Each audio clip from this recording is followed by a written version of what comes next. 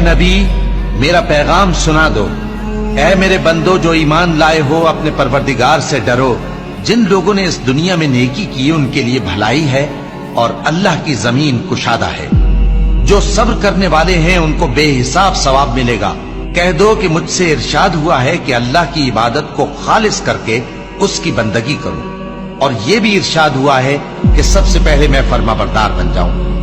कह दो कि अगर मैं अपने परवरदिगार का हुक्म न मानूं तो मुझे बड़े दिन के अजाब से डर लगता है। कह दो कि मैं अपने दीन को शिर्क से खालिस करके अल्लाह ही की इबादत करता हूं। अब तुम उसके सिवा जिसकी चाहो परस्तिश करो।